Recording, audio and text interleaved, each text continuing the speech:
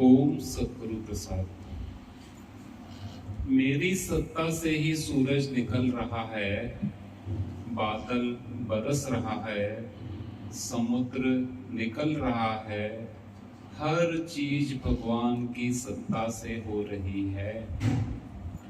तुम इस प्रकार समझकर श्रद्धा और भक्ति से निरंतर ध्यान करते हो। लोगों को मालूम नहीं होता है कि ध्यान कैसे करें। लोग समझते हैं कि आंख बंद करके बैठो तो ध्यान हो गया। आंख बंद करके बैठना तो बैठना ही है, उसमें मन को शांत करना है। पर चलते फिरते भी हम देखते हैं कि ये सब भगवान के हुक्म से हो रहा है। चाहे चल रहे हैं, चाहे बात कर रहे हैं, चाहे खा रहे हैं, जो कुछ हमारे सामने होता है उसमें पीछे से परमात्मा के हुक्म को देखते हैं। इवन कोई हमारा अपमान भी करता है तो परमात्मा के हुक्म से करता है, क्योंकि उस समय हमारे प्रारब्ध में लिखा हुआ है कि हमारा अपमान होगा। कोई गुरु लोग होते हैं, उनको इज्जत होता है, फिर किसी बात को लेकर उसका अपमान करते हैं। एक गुरु बोलता है कि दवाइयां नहीं खाओ, सांसारिक दवाइयां मुझे अच्छी नहीं लगती हैं। खुद बेचारा बीमार हुआ तो डॉक्टर के पास जाना ही पड़ा, ऑपरेशन कराना पड़ा। तो सब बोल रहे थे कि इतना दवाइयों के लिए बोल रहा था कि क्या जरूरत है दवाई लेने की, अभी तुमको क्यों जाना पड़ा। तो हर मनुष्य के आगे प्रश्न खड़ा होता है। लाखों लोग इज्जत करेंगे तो 5 लाख बेइज्जती भी कर देते हैं। तो बीमार इंसान तकलीफ में भी उसको बार बार प्रश्न कर रहे हैं, अरे उसने बोला तो बोला। उस समय ऐसा अनुभव था कि नेचुरल चीजों से मनुष्य ठीक हो रहे, पर उससे प्रश्न कर रहे हैं कि आपको दवाई क्यों लेनी पड़ रही है। पर ह्यूमन मनुष्य शरीर है ना, मनुष्य शरीर भगवान थोड़ी हो गया। अभी रामकृष्ण परमहंस था, उसको भी कैंसर हुई। अभी कृष्ण था, उसको भी तीर लगाना।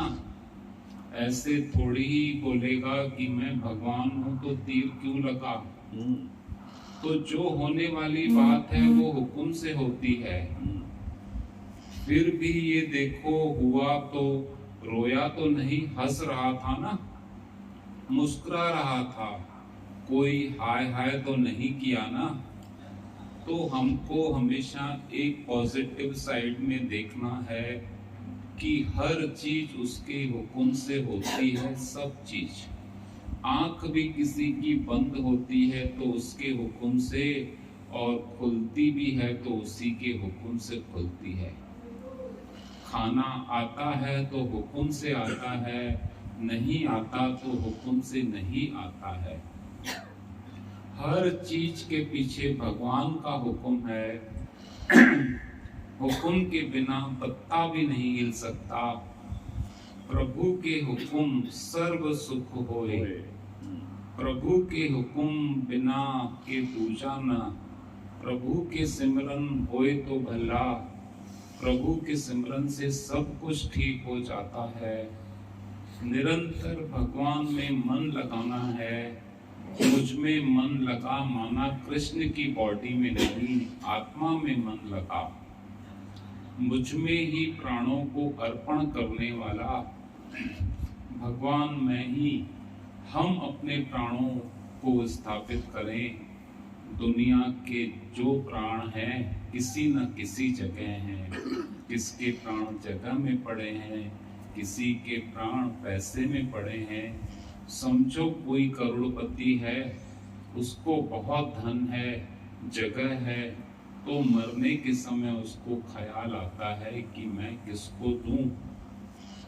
ये जगह मेरा ये बेटा ले, ये धन मेरा ये बेटा ले, तो उसके प्राण अटके रहते हैं। तो उसके प्राण अटके रहते हैं, फिर किसके प्राण बेटे में हैं? अगर बेटे को कोई तकलीफ आई तो माँ फटक जाती है, क्योंकि प्राण पड़े हैं ना उसमें।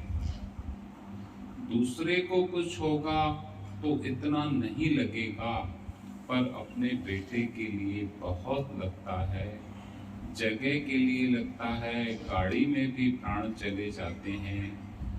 20 लाख की कोई नई गाड़ी लाए और कोई ठोक दे तो उसको दिल हिल जाएगी। सोचना चाहिए कि कम से कम गाड़ी को लगा, मेरी प्रारब्ध कटी, मेरी टांग को तो नहीं लगा। गाड़ी को लगा तो दूसरी भी आएगी, टांग कहाँ से आएगी? एक आदमी था, उसका 50 लाख का नुकसान हुआ, तो वो टेंशन में बैठा था, तो वो डिप्रेस होकर बैठा था। उसके दोस्त ने बोला, पैसे ने दुख तुम्हारा सारा ले लिया। माया ने सोचा, मैं इसको दुखी नहीं करके माया ले लूं। माया ने सोचा, मैं इसको दुखी नहीं करके माया ले लूं। कल अगर तुम्हारी किडनी खराब हो जाती तो क्या करता?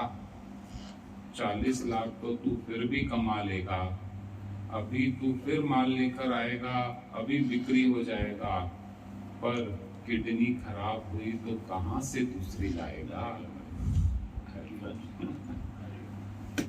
भगवान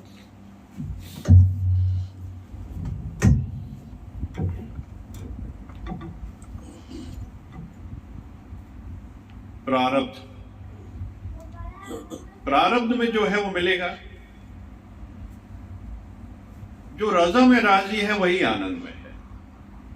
देखिए, माया तो खेल दिखाएगी, और जो ज्ञान में है वो ये मान लेता है कि अगर ये कुछ बड़ी चीज हुई है, यानी कि वो सूली का काटा हुआ है, शरीर को तकलीफ तो नहीं हुई। उसका तात्पर्य समझे, बहुत बड़ा है, बहुत गहरा है, इसको योग से जोड़ना है। यानी ईश्वर ने, आप सत्य मार्ग पे चलते हैं तो किस तरीके से वो आपको बचाता चलता है, हमेशा एक कवर मिलता है इसका। आप कहोगे कि मैं इस मार्ग पे क्यों चलूं, मेरे पास तो बहुत धन है, 1 करोड़ की कार है, मेरे पास इतना सब कुछ है, ऐश्वर्य है, मैं अपना समय क्यों दूं? लेकिन जो ये सब होते हुए भी इस मार्ग पे चलते हैं, किस तरीके से परमात्मा उनको कहां से कवर देता है? इतना प्रोटेक्शन कार को लगी और जीव बच गया, और जो अरबों की चीज उसने बचा दी, उसका शुक्राना करें। ग्रेटिट्यूड, सुबह उठते ही ग्रेटिट्यूड उस परमात्मा का होना चाहिए, क्योंकि जो है वही बहुत है। कई पैरा तू नंगे फिर दे, सरते लभण छावा, मैनू दाता सब कुछ देता, क्यों ना शुक्र मनावा। हम उसका शुक्र क्यों ना मनाएं, सब कुछ दिया है। ये माया तो आनी जानी चीज है। जिस दिन इस विचार को समझ लेंगे और दृष्टा बन के इसको देखेंगे, सुख और दुख दोनों दृष्टा बन के, तो फिर देखेगा ये तो माया है, पूर्ण रूपेण माया है। तो माया छलनी है, माया ठगनी है। इसका जिस दिन बोध हो गया तो ज्ञान में उसकी मुक्ति का मार्ग 4 गुना आगे हम बढ़ जाते हैं, क्योंकि यही मार्ग है।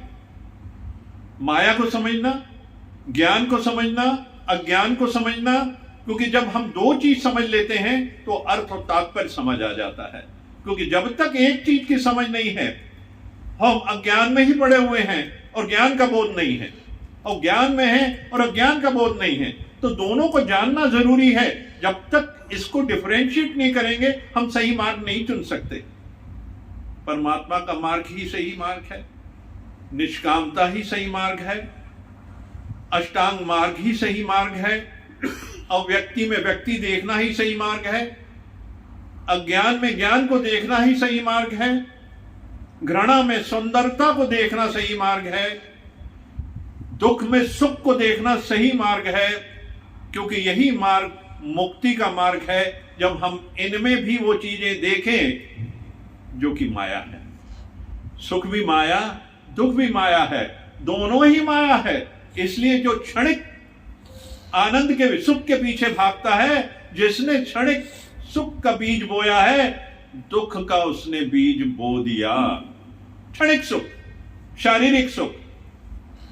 और जिसने ज्ञान बिंदु को पकड़ लिया और जो ज्ञान की तरफ चल पड़ा, जो परमात्मा में डूब गया, जिसने अकेलेपन को भी दूर कर लिया, जिसने एकांत को भी दूर कर लिया। अकेलापन यानी उसे किसी की तलब है, किसी का इंतजार है, किसी को देखता है, किसी के पीछे भागता है। और एकांत जबकि अपने आप को जानता है। और केवल्यम स्थिति, जब वो दूसरे और अपने आप को भूल जाता है, सिर्फ एक आनंद की स्थिति, वही परमात्मा की स्थिति है, वही मुक्ति है, वही मोक्ष है।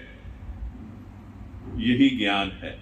इतना ही अगर हम समझ लें, एक बूंद ज्ञान की तुझे ले जाएगी पार, भव सागर के पार जाना है। चल मेरे माझी रे, उस पार जाना है। मेरे साजन है उस पार, मेरे साजन है उस पार। तो हमारे साजन उस पार हैं। बस एक बूंद पकड़ लें इस ज्ञान की। ओम हरिओम हरिओम हरिओम। संतो समय आपका बहुत हो गया।